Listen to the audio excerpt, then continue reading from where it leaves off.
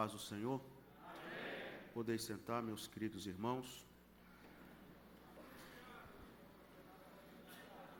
Eu quero falar da minha alegria hoje à noite, de poder estar com os irmãos para participar deste primeiro congresso com o departamento masculino. Quero desde já parabenizar este departamento, esse ministério masculino. Que seja Deus honrado e glorificado através da vida de cada um dos meus queridos irmãos.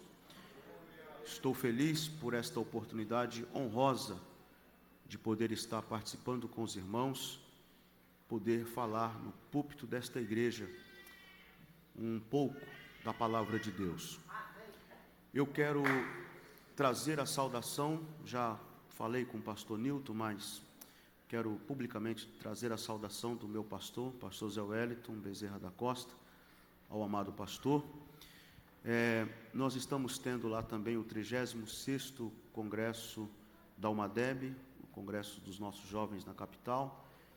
Tive a oportunidade de estar pregando ontem e o nosso presidente agora da Convenção Geral, o pastor Wellington Júnior, estava presente e também manda o abraço e a saudação ao pastor, bem como ao ministério desta igreja, ao corpo de obreiro e a toda esta igreja. Quero falar para os irmãos que eu me sinto privilegiado e honrado hoje à noite de poder estar aqui.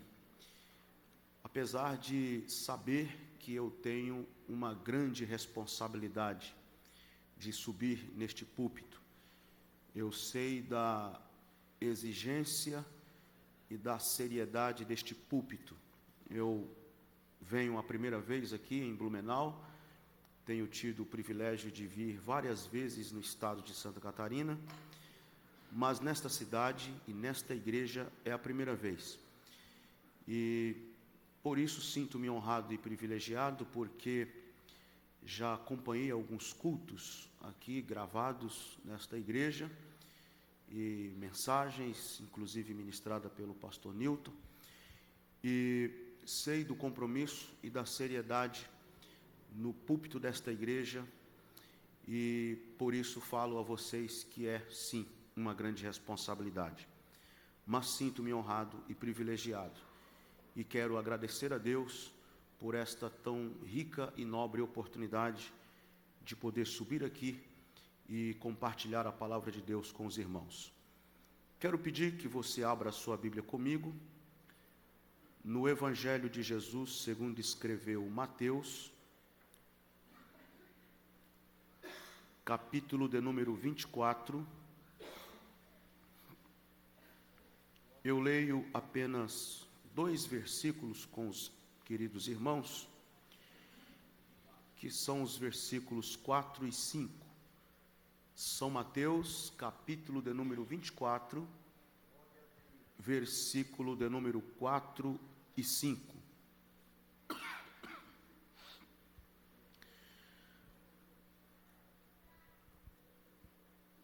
Se você encontrou o texto, diga amém. Amém.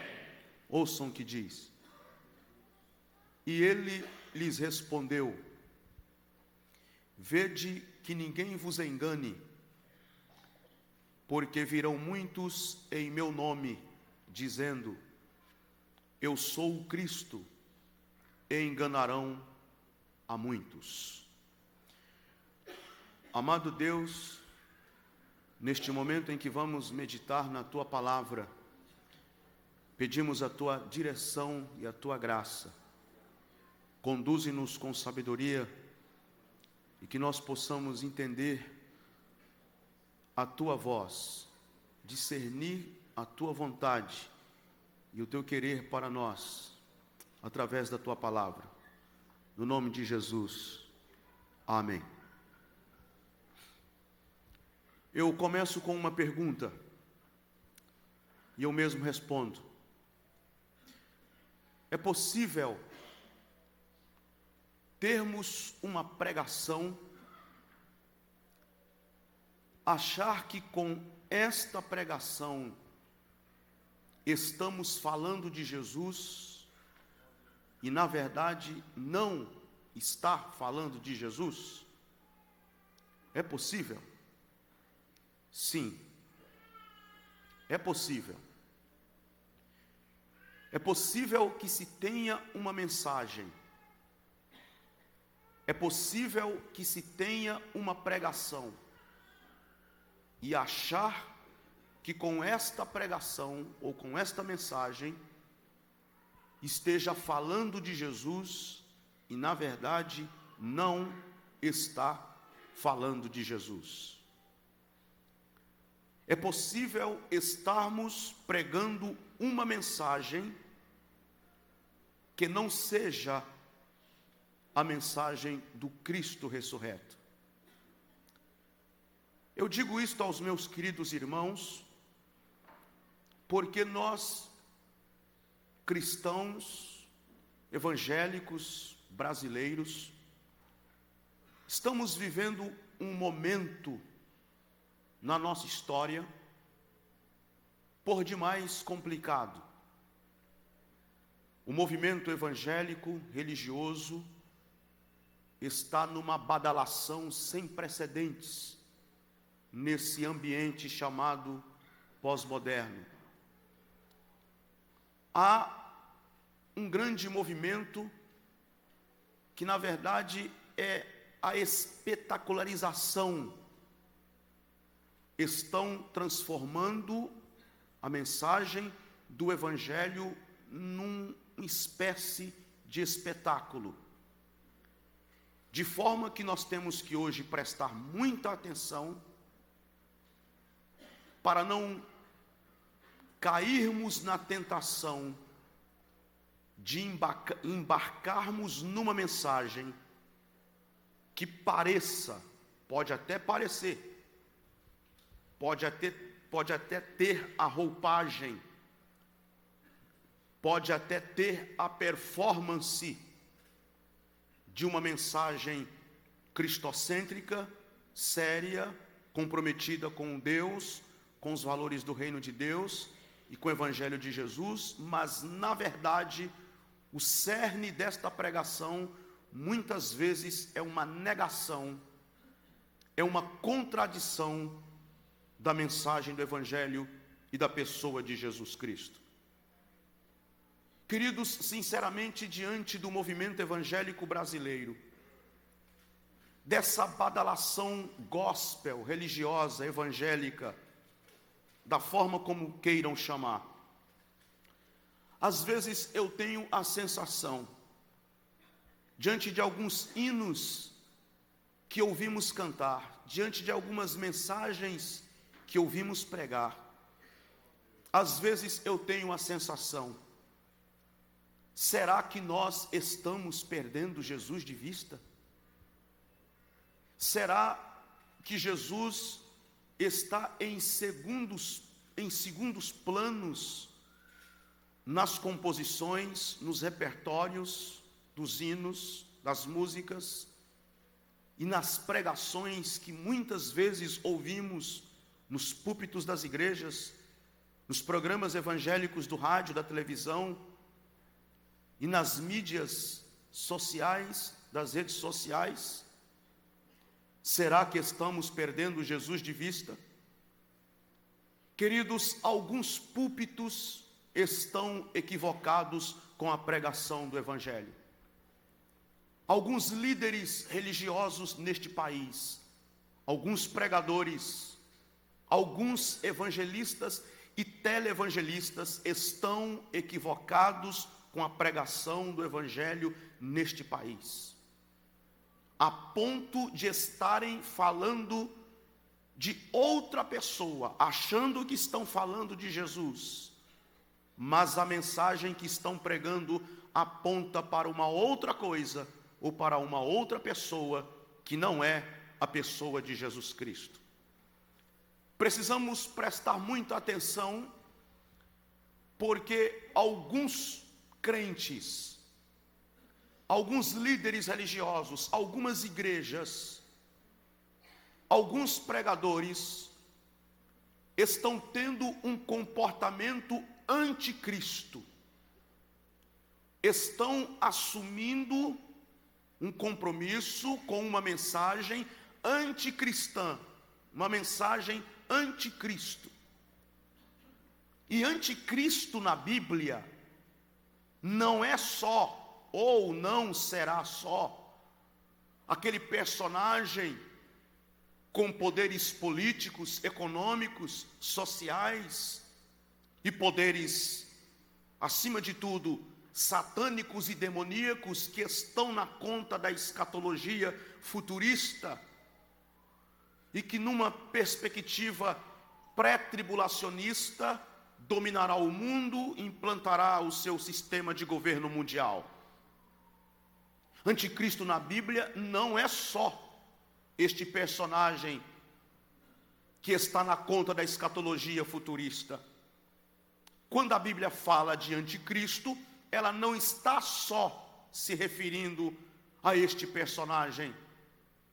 Quando a Bíblia fala de anticristo, anticristo também pode ser qualquer líder religioso, qualquer pastor, qualquer pregador, qualquer evangelista, qualquer igreja, qualquer crente que ouse pregar uma mensagem que não tenha vínculo com a cruz, qualquer um que ousar pregar uma mensagem que não tenha conexão com o Cristo ressurreto, que não tenha vínculo com o Calvário, este é o anticristo.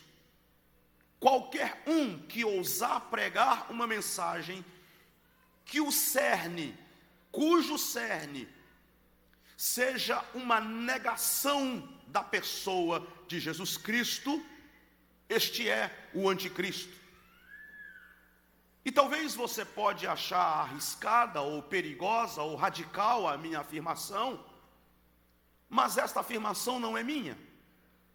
Eu estou apenas reproduzindo o que João, o apóstolo, escreveu.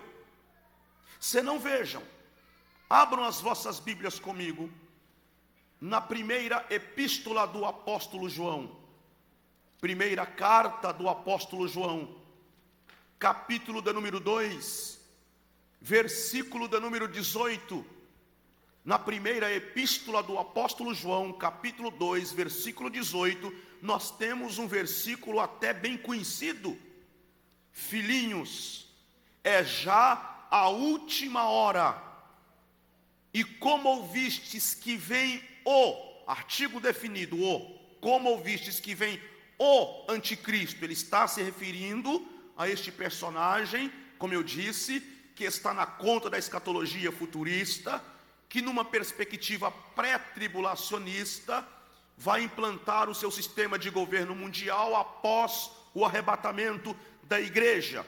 Mas ele diz: como ouvistes que vem o anticristo, também agora muitos, olha o que João fala, muitos anticristos têm surgido, por onde conhecemos que é já a última hora. Ou seja, ele fala do anticristo, mas ele fala de muitos. João já lá naquele tempo, já finalizando o primeiro século, estava escrevendo: muitos anticristos têm surgido. E por aí conhecemos que é já a última hora. E vejam os versículos a seguir, mais precisamente o versículo 22. Ouçam o que ele diz: quem é o mentiroso, senão aquele que nega que Jesus é o Cristo? Este é o anticristo, o que nega o Pai e o Filho. Todo aquele que nega o Filho, esse não tem o Pai, e aquele que confessa o Filho tem igualmente o Pai. Permaneça em vós o que ouvistes desde o princípio. Se em vós permanecer o que desde o princípio ouvistes, também permanecereis vós no Filho e no Pai. Então, o que é que nós podemos perceber? que há sim um espírito que opera hoje no mundo, o espírito do anticristo, que quer a todo custo torcer a mensagem do evangelho, que quer inspirar homens e mulheres a pregarem uma mensagem que, se colocada no espelho, ela é o contrário, ela é o reverso, ela é uma negação daquilo que de fato o evangelho diz e daquilo que de fato Jesus Cristo é e do que Jesus Cristo disse a nós através de sua palavra, do seu evangelho. Então é sim, há sim uma necessidade de prestarmos atenção, mesmo porque o texto que eu li para vocês, de Mateus capítulo 24, versículos 4 e 5, as palavras é do próprio Jesus, a afirmação é dele mesmo, quando ele adverte. Prestem atenção, porque no versículo 4 e 5, Jesus está fazendo uma advertência e dizendo: olha, cuidado, para que ninguém vos engane, porque muitos virão em meu nome. E mais, Jesus está dizendo que não é só que muitos virão em seu nome, mais do que isso, alguns um pouco mais audaciosos dirão: sou eu sou o Cristo. Quer dizer, virão muitos em meu nome, disse Jesus, e eles vão usar o meu nome, disse Jesus, vão falar em meu nome, disse Jesus, usarão o meu nome, disse Jesus, e além do mais, dirão: sou eu sou o Cristo, e enganarão a muitos. E aí eu comecei a minha pregação perguntando: é possível uma pregação que pareça estar falando de Jesus e na verdade não está?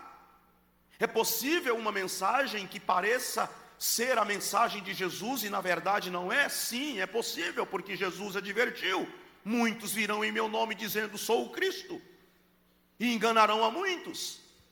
E João diz que todo aquele que nega ao Filho nega também ao Pai. E aquele que nega ao Filho e nega ao Pai, disse João, este é o anticristo.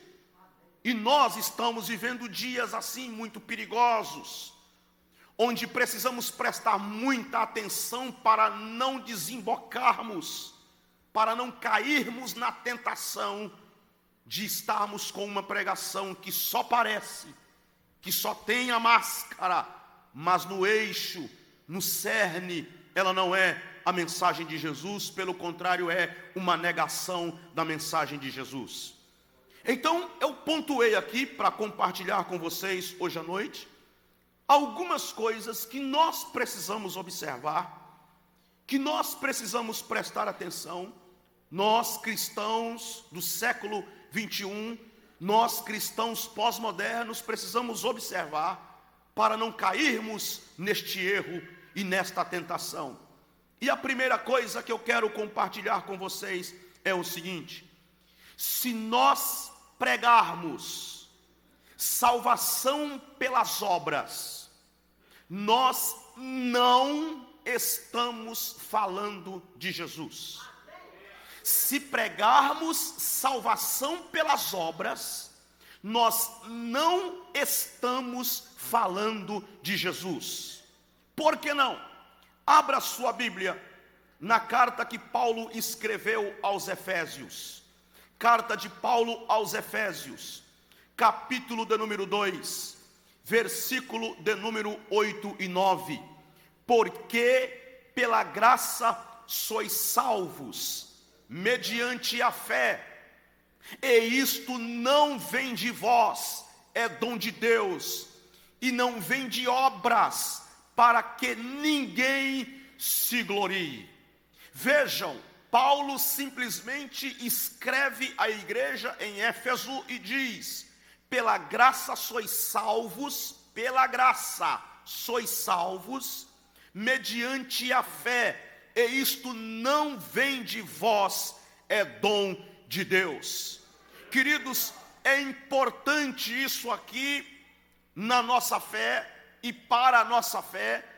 É importante isso aqui quando vamos expressar o Evangelho de Jesus Cristo, porque o que precisa ficar muito claro para mim, para você, para o pecador que nunca ouviu falar de Jesus, que não conhece o Evangelho, para todos, por mais básica que seja esta mensagem, por mais que você diga, eu já sei disso, por mais que seja um assunto bem batido da escola bíblica dominical, por mais que seja um assunto bem discutido nas classes de discipulado, nos ensinos e nas instruções pré-batismo, mas precisa ficar muito claro, isso precisa fazer muito sentido para nós, que quando Jesus estava pendurado naquela cruz entre dois ladrões, e que ele bradou dizendo, está consumado,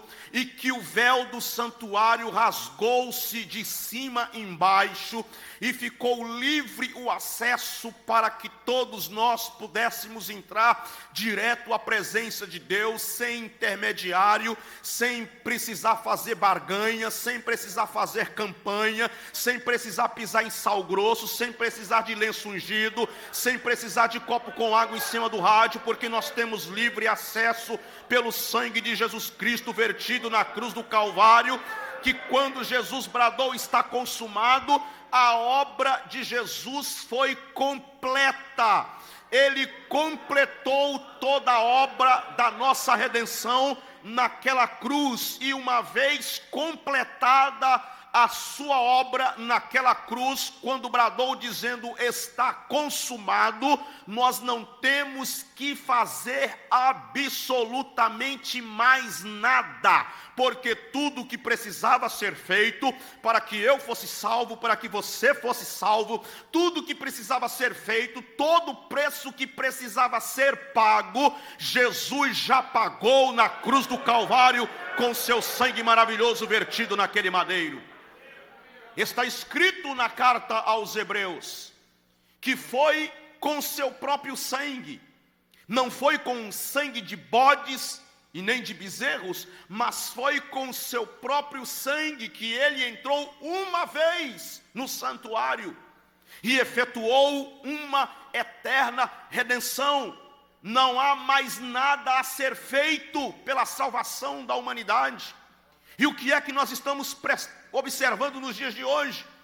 Que há um movimento neopentecostalizado, um movimento de um evangelho metodizado, paganizado, supersticioso, místico, de um evangelho de barganha, de um evangelho que, meus queridos irmãos, sinceramente, não era nem para nós estarmos preocupados hoje em dia com isso, porque há 500 anos, Martinho Lutero estava combatendo esse tipo de evangelho pregado pela igreja romana, há 500 anos, vai fazer 500 anos esse ano da reforma, desde que Martinho Lutero fixou as suas 95 teses na porta da Catedral de Wittenberg e deflagrou o processo da reforma. Quer dizer, nós estamos no século 21, a maioria de nós aqui somos do século 20, que estamos no século 21, e ainda temos um movimento que está com a cabeça no século 15, no século 16. Ainda temos um movimento de pastores e líderes, de pregadores e de evangelistas inescrupulosos que ainda usam argumentos medievais para pregar um falso evangelho, um evangelho que não é o de Jesus, um evangelho que não é o que Paulo pregou, um evangelho que não é o da igreja primitiva, definitivamente um falso evangelho.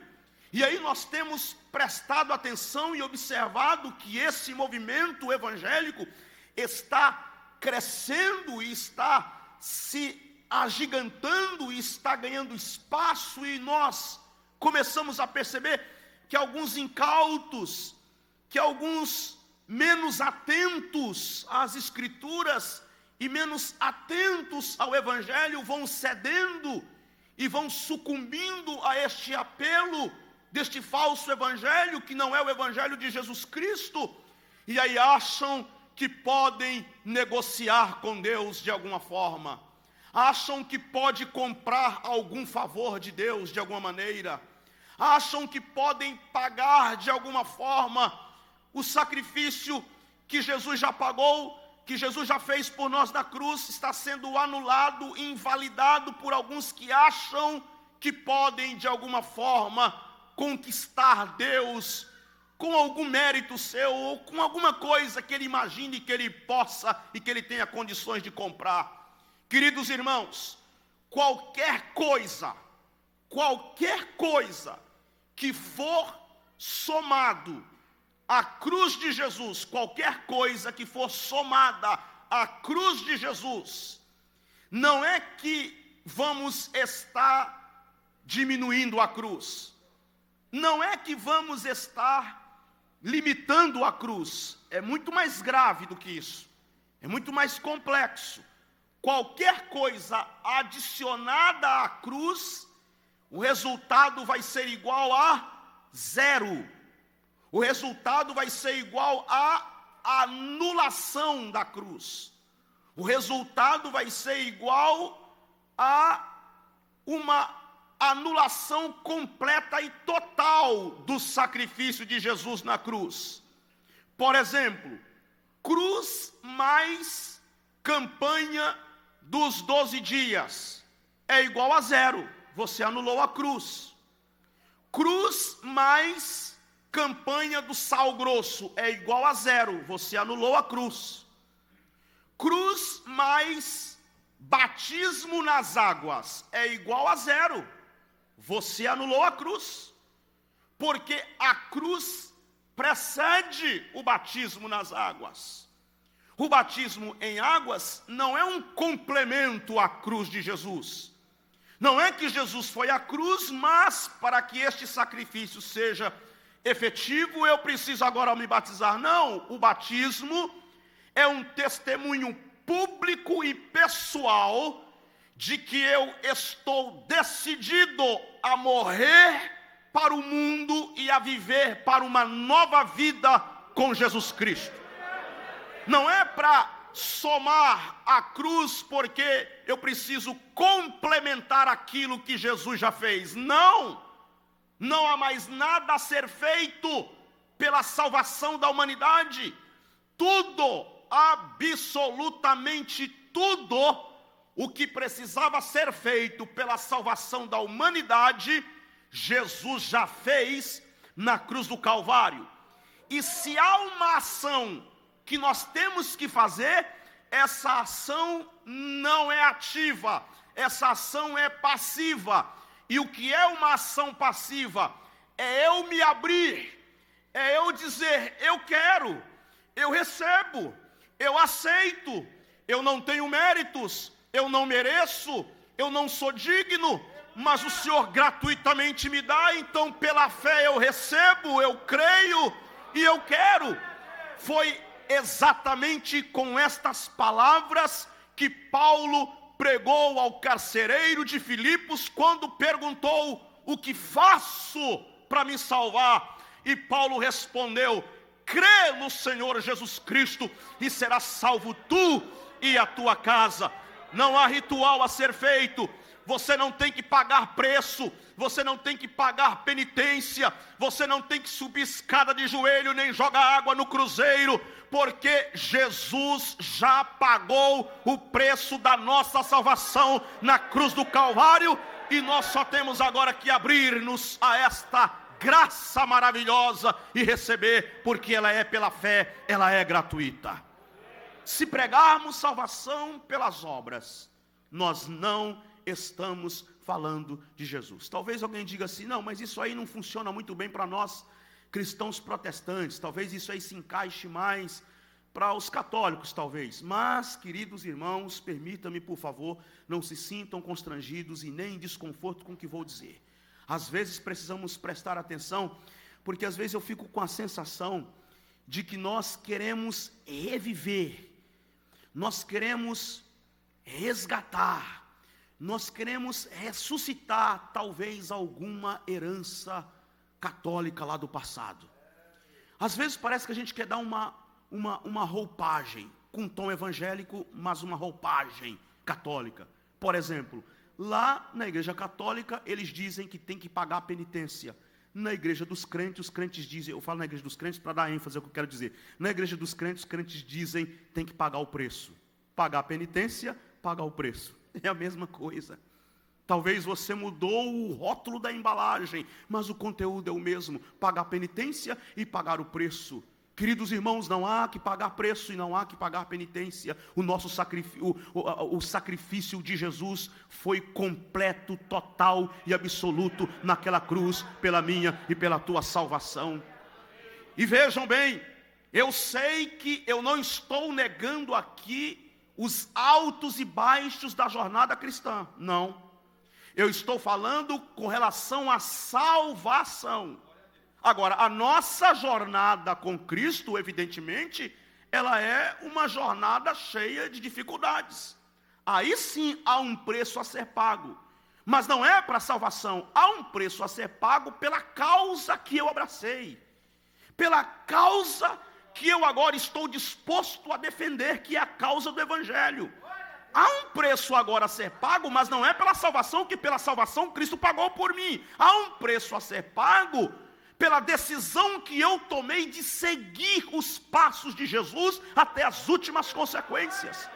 E aí o próprio Jesus vai dizer isto para nós: quem quiser vir após mim, negue-se a si mesmo, tome cada dia a sua cruz e siga-me. E ele disse em outras palavras: no mundo tereis aflições, mas tende bom ânimo, porque eu venci o mundo. E em outras palavras ele ainda disse: eu vou enviar vocês como ovelhas no meio dos lobos. Então há sim um preço a ser pago, mas não é pela salvação, porque pela salvação ele já pagou. Há um preço a ser pago pela causa que nós abraçamos, e por esta causa nós vamos agora assumir compromisso, como Paulo que disse a Timóteo: sofra comigo as aflições como um bom soldado de Jesus Cristo.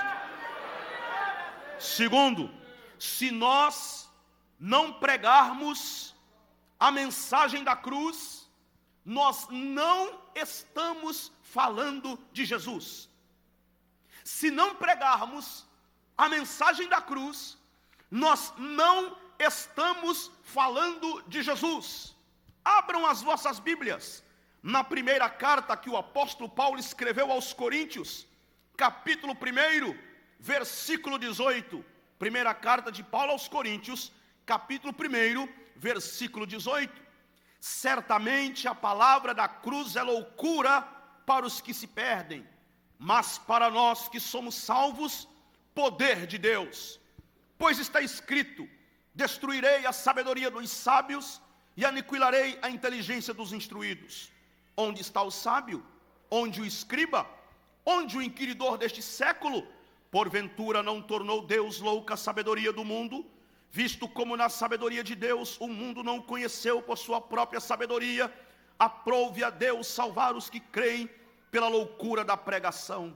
Porque tanto os judeus pedem sinais, como os gregos buscam sabedoria, mas nós pregamos a Cristo crucificado, escândalo para os judeus, loucura para os gentios, mas para os que foram chamados, tanto judeus como gregos, pregamos a Cristo, poder de Deus e sabedoria de Deus.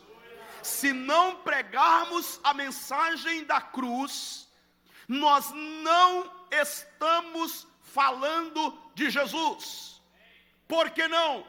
Porque, queridos, aqui está o centro da nossa fé.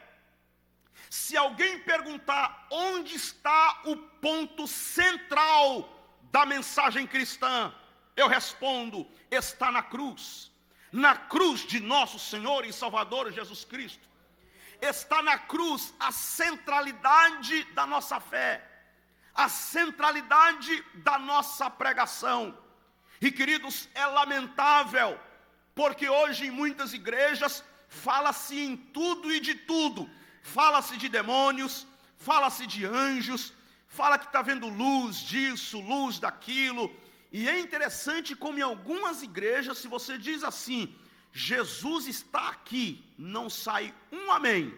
Mas se você dizer, acabou de entrar aqui um homem de branco agora, com a bandeja na mão e está saindo faísca de fogo para todo lado. Mas vira um alvoroço e todo mundo, eita meu Deus, cadê? Eu quero a minha bênção, eu quero o meu milagre.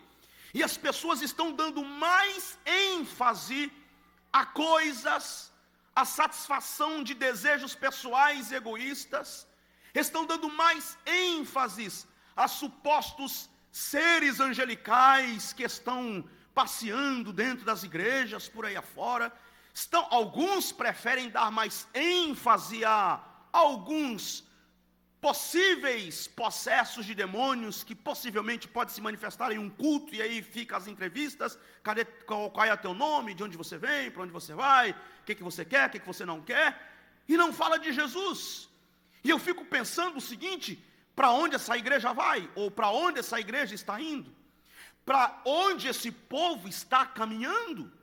Que mensagem é essa? Que evangelho é esse?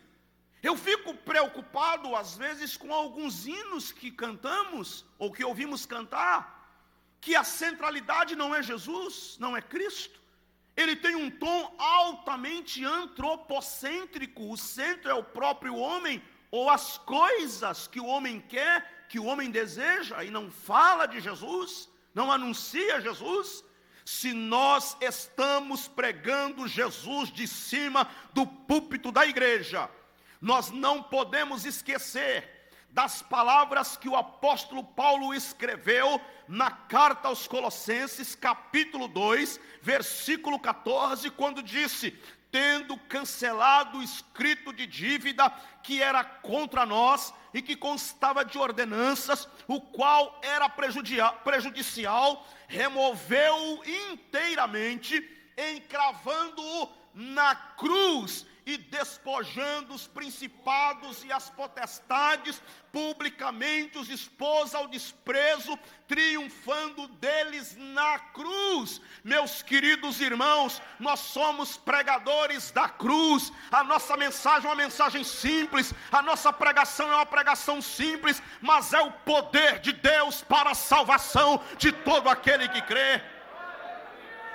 Paulo, escrevendo aos Coríntios, na primeira carta, ainda capítulo 2, tinha um grupo de gente metido a filósofo, um grupo de gente na igreja de Corinto que era metido a discutir filosofia grega, e estavam querendo que Paulo chegasse ali para eles debaterem filosofia com Paulo. E Paulo escreve a primeira carta aos Coríntios, capítulo 2, versículo 2, e diz assim para eles: eu decidi nada saber entre vós, a não ser Jesus Cristo e este crucificado.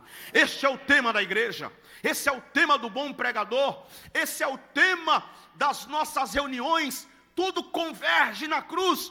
Queridos, eu não estou dizendo aqui, eu não estou isolando o assunto e dizer que toda mensagem é isso, é aquela coisa repetitiva, aquela coisa decorada, uma espécie de um processo de decoreba. Não, você pode pregar do Gênesis ao Apocalipse, mas a nossa mensagem, a Bíblia inteira, do Gênesis ao Apocalipse, ela converge na cruz, ela converge na cruz de Jesus, ela converge na pessoa de Jesus. Então nós temos sim uma missão, e a nossa missão é levantar a bandeira ensanguentada do Calvário e anunciar Jesus Cristo ao mundo. Eu gosto muito de contar esta história que eu li e ouvi, e sempre que falo sobre Jesus assim, eu gosto de repeti-la. Conta-se que um jovem pregador estava pregando, na sua retaguarda estava sentado um célebre teólogo, conhecido como príncipe dos pregadores, Charles Spurgeon. Aquele pregador terminou a mensagem, dirigiu-se ao ancião e o cumprimentou e perguntou: como foi o meu sermão? E Charles Spurgeon respondeu: muito pobre. E ele disse: mas como pobre? Eu não argumentei bem, eu não construí bem os meus argumentos, minha mensagem não teve começo, meio e fim, como pobre? E o Charles Spurgeon respondeu: você não falou de Jesus. E ele disse, não, mas eu preguei o que está no texto. E o texto não está falando de Jesus. E nós não temos que falar de Jesus. Quando o texto não fala de Jesus, a gente tem que pregar o que está no texto. E eu preguei o que está no texto. E Charles Spurgeon olhou para o rapaz e disse, moço, você não sabe que aqui na Inglaterra, toda cidade, todo povoado, de toda cidade, de todo povoado, de toda aldeia, tem uma estrada que dá em Londres? E o moço respondeu, sim, eu sei. Pois é, na Bíblia, do Gênesis ao Apocalipse, todo texto tem uma estrada que dá em Jesus. Todo texto tem uma estrada que dá em Jesus. E nós cremos na Bíblia inteira como palavra de Deus inspirada. E se nós lermos a Bíblia do Gênesis ao Apocalipse, nós vamos perceber que toda ela aponta para Ele.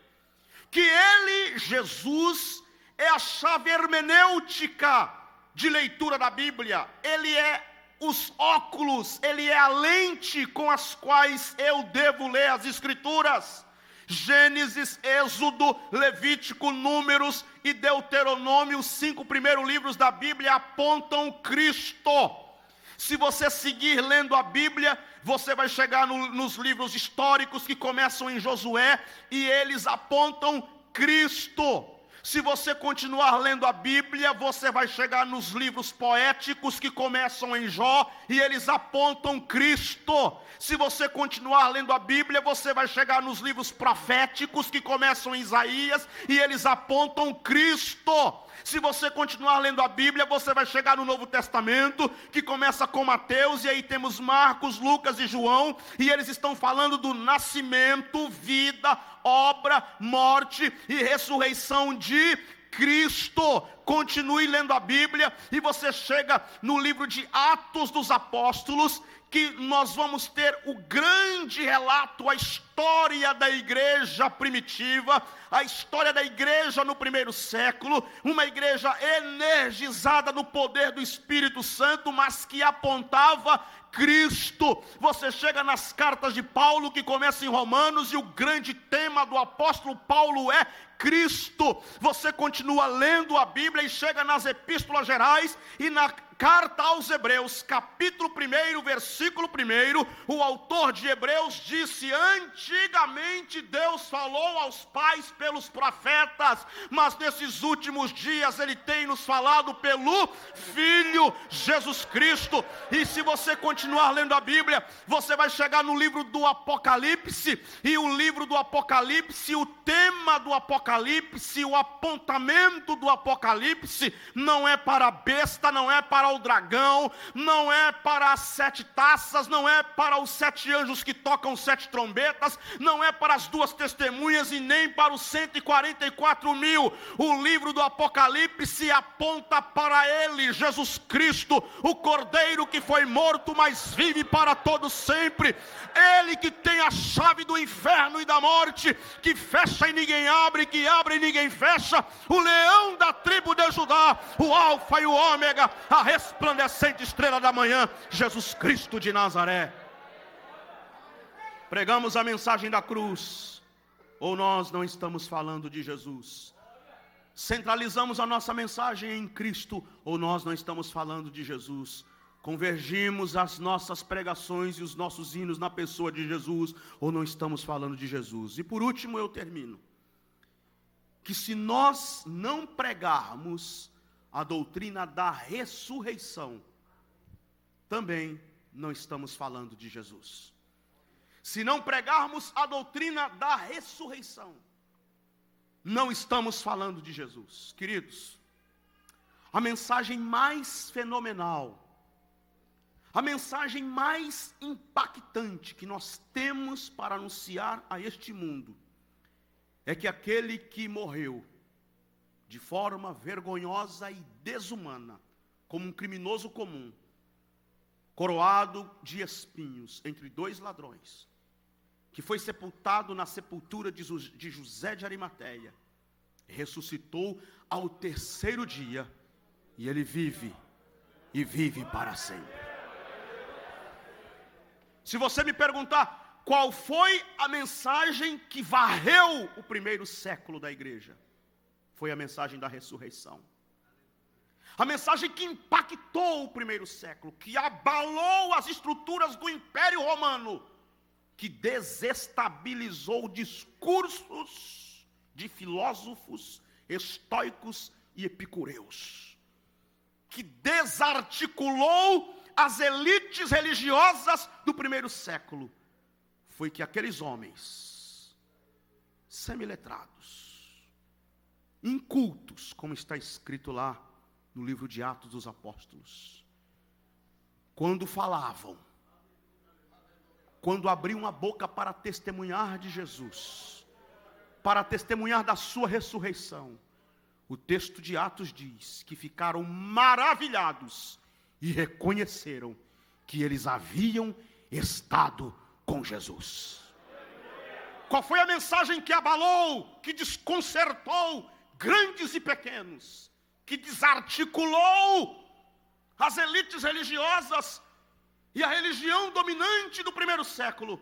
Foi a mensagem de que Cristo ressuscitou, Cristo está vivo, Ele vive para sempre. O que tornou a mensagem de Jesus diferente dos sistemas religiosos dos seus dias é que Ele ressuscitou dentre os mortos. Em Atos dos Apóstolos, capítulo 17, versículo de número 18. Paulo estava em Atenas, centro intelectual do mundo de sua época. E no seu discurso, alguns, versículo 18, alguns dos filósofos, epicureus e estoicos, começaram a contender com Paulo, havendo quem perguntasse: o que quer dizer esse tagarela? E outros diziam: parece pregador de estranhos deuses. Pergunta: por que eles estavam chamando Paulo de tagarela e dizendo que Paulo parecia pregador de estranhos deuses? Por quê? O versículo mesmo responde, final do versículo: pois pregava a Jesus e a ressurreição. Porque pregava a Jesus e a ressurreição? Isso é um tagarela. Parece pregador de estranhos deuses. Às vezes eu tenho a sensação que alguns crentes estão se comportando igual a esses filósofos epicureus e estoicos. Jesus ressuscitou. Ah, é? Ah, legal. Cristo vive. É, eu ouvi dizer mesmo. Cristo está vivo. E? Quer dizer, para alguns parece que perdeu o sentido falar da ressurreição de Jesus. Parece que ficou normal, parece que ficou repetitivo, parece que já não tem mais o mesmo impacto ou o mesmo efeito. Mas foi naquele domingo pela manhã, e era madrugada ainda e o dia não tinha clareado, que aquelas 3 mulheres, segundo a versão de Marcos, foram visitar o túmulo há mais de 2000 anos atrás. E para surpresa delas, a pedra estava fora do lugar. O túmulo estava vazio. E elas foram surpreendidas por um ser angelical que disse: por que buscai dentre os mortos aquele que não está mais aqui? Porque ressuscitou e vive para sempre. Ele ressuscitou e está vivo para sempre. Queridos irmãos, a maior notícia que o planeta Terra já pôde receber, a maior notícia que já circulou o universo inteiro, não foi o dia em que se noticiou que o homem havia pisado na lua pela primeira vez, embora isso há um grande questionamento. Também não foi o dia, no ano de 1973, quando Elvis Presley se apresentou num show no Havaí, e num espetáculo sem precedentes, inaugurando as transmissões via satélite, o mundo inteiro assistiu na época o chamado e conhecido rei do rock embalar as suas músicas em 1973. A maior notícia que já circulou o planeta Terra, a notícia que já abalou o mundo. E apesar de já ter mais de 2000 anos, mas ela é mais atual do que a notícia de amanhã. Ela é mais atual do que o que a CNN vai publicar amanhã nos Estados Unidos. foi a notícia de que aquele que morreu, ressuscitou e está vivo para sempre. Não há nenhuma religião no mundo que pode pregar a doutrina da ressurreição. Aliás, eles até podem, mas não faz sentido. O islamismo, por exemplo, pode pregar a ressurreição à vontade, mas não faz sentido. Maomé não ressuscitou. No espiritismo também não dá, porque Allan Kardec não ressuscitou. No budismo também não dá, porque Buda não ressuscitou. Mas no cristianismo a sepultura está vazia. Cristo vive, Ele ressuscitou dentre os mortos. E a igreja primitiva afirmava que Jesus é juiz dos vivos e dos mortos. Atos dos Apóstolos, capítulo 10, versículo de número 38. Rapidamente, para eu encerrar, olha o que diz Atos 10, versículo de número 38. Como Deus ungiu a Jesus de Nazaré com Espírito Santo e com poder, o qual andou por toda parte, fazendo bem e curando curando a todos os oprimidos do diabo, porque Deus era com ele. E nós somos testemunhas de tudo que ele fez na terra dos judeus e em Jerusalém, ao qual também tiraram a vida, pendurando-o no madeiro. A este ressuscitou Deus no terceiro dia e concedeu que fosse manifesto, não a todo o povo, mas às testemunhas que foram anteriormente escolhidas por Deus, isto é, a nós que comemos e bebemos com ele depois que ressurgiu dentre os mortos, e nos mandou pregar ao povo e testificar que ele é quem foi constituído por Deus, juiz de vivos e de mortos. Louvado seja o nome do Senhor. Aqui está o eixo da mensagem cristã, o ponto central da mensagem cristã, o eixo da mensagem, o ponto central, o cerne da mensagem cristã. É que quem teve o último grande brado da vitória não foi César, não foi Herodes, não foi Pilatos, nem Caifás, nem Anás, nem Barrabás, e nem a multidão que gritou: solta Barrabás e prenda Jesus. Quem teve o último grande brado da vitória foi aquele que ressuscitou ao terceiro dia, apareceu aos discípulos e disse: é-me dado todo o poder nos céus e na terra. Aqui se fecha. E esta é a mensagem que nos move, porque a nossa esperança reside no fato de que Cristo ressuscitou. E Paulo, escrevendo aos crentes em Corinto, repreendeu uma teoria que estava circulando a igreja, dizendo que os mortos não ressuscitam. E Paulo disse: vocês estão dizendo que os mortos não ressuscitam por quê?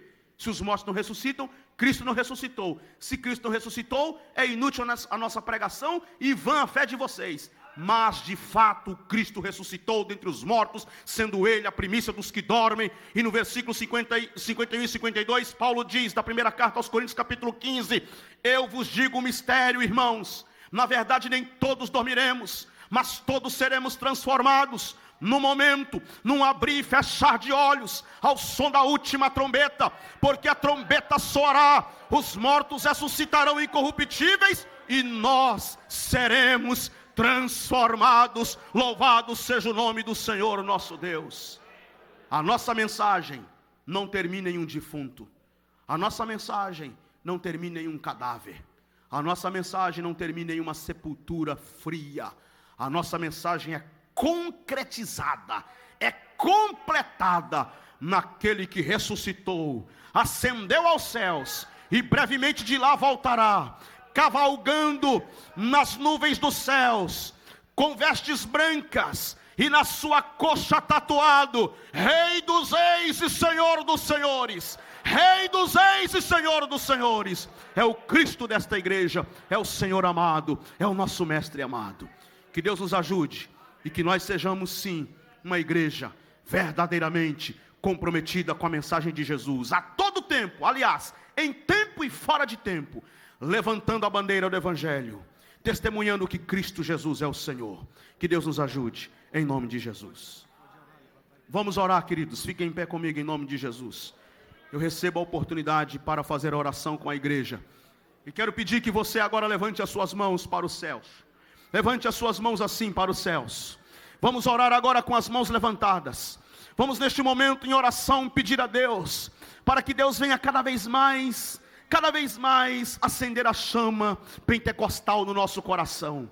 Vamos pedir a Ele para que a cada dia, aumente a paixão pelo Evangelho, aumente a paixão pela cruz, aumente a paixão por Jesus. Vamos clamar: amado Deus e poderoso Pai, aqui está a tua igreja viva, tua igreja comprada pelo teu sangue, tua igreja que ouve a tua voz, que entende a tua palavra, que conhece a tua palavra, que conhece a tua voz, que recebe a tua palavra. Aqui está a tua igreja, teu povo instruído, teu povo, Senhor, que conhece o seu evangelho, que conhece, Senhor, a tua palavra. Eu te peço hoje, dá-nos graça, continue, Senhor, aquecendo os nossos corações. Senhor, não deixa que a chama se apague, não deixa que a chama do Pentecoste se apague dos nossos corações, não deixa que a tocha do evangelho, Senhor, seja apagada de nossas mãos, mas nos ajuda, Senhor,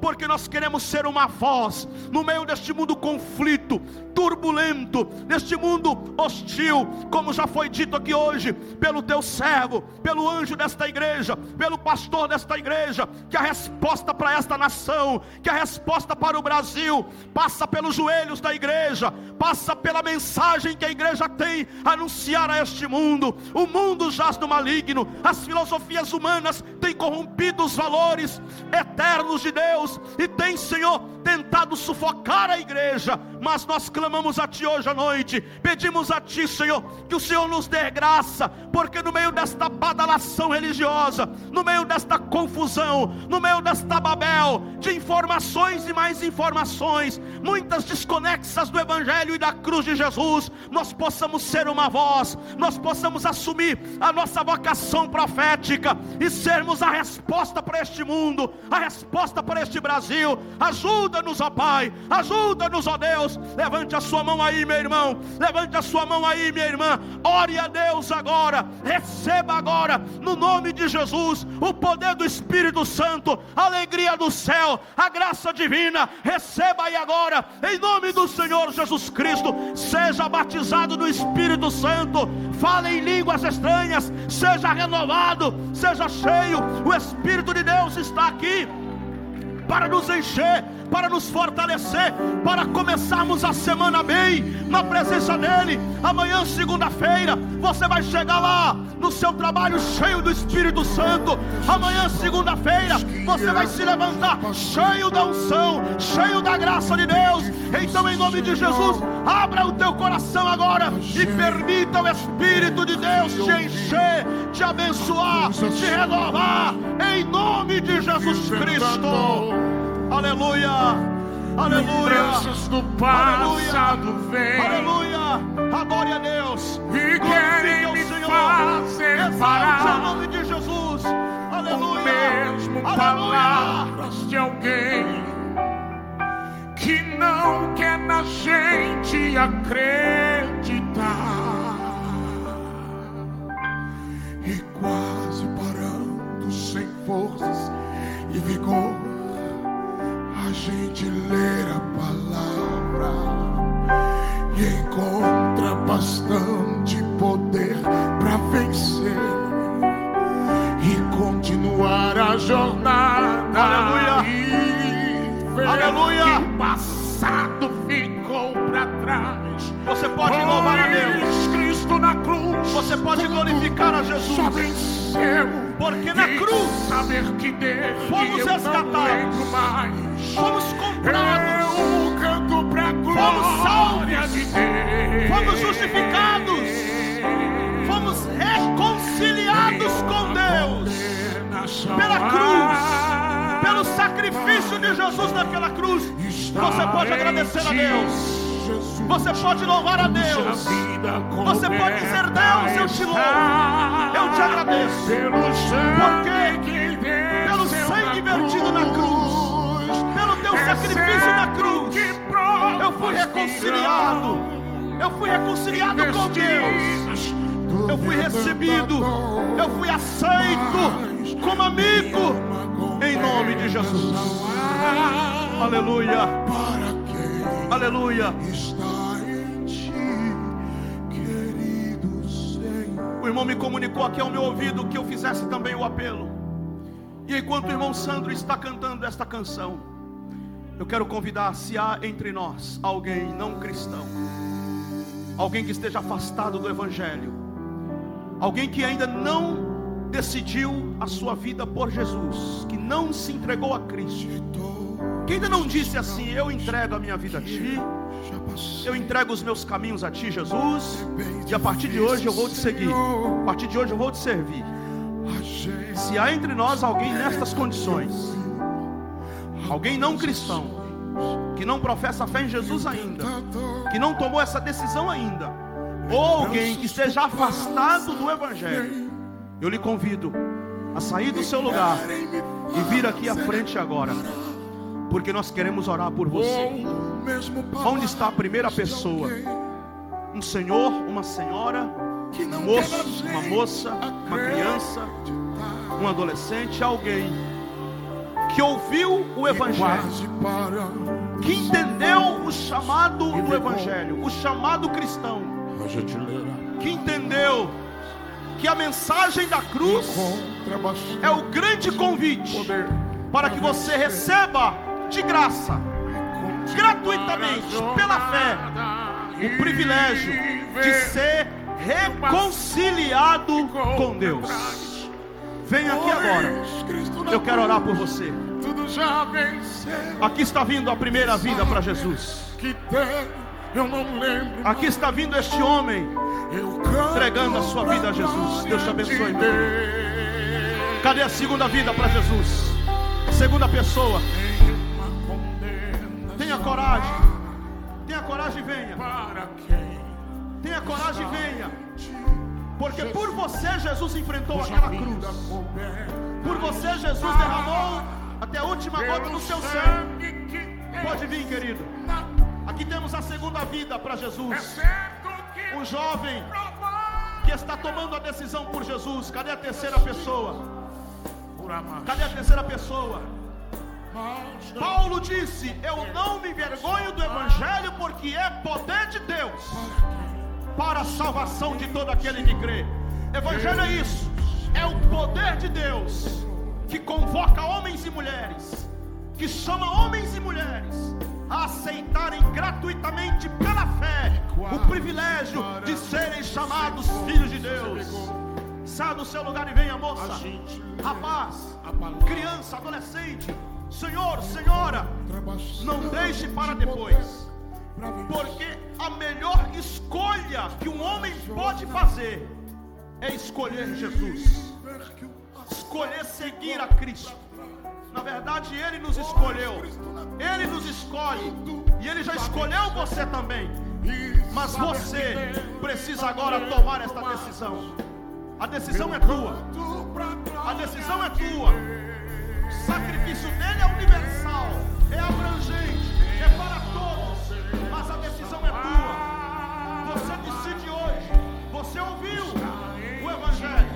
E a Bíblia diz: quando ouvires a voz do Senhor teu Deus, não endureçais o teu coração. E você ouviu hoje.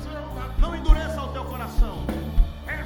Permita que o Evangelho penetre no teu coração, na tua alma, nas tuas entranhas, e faça de você uma pessoa melhor.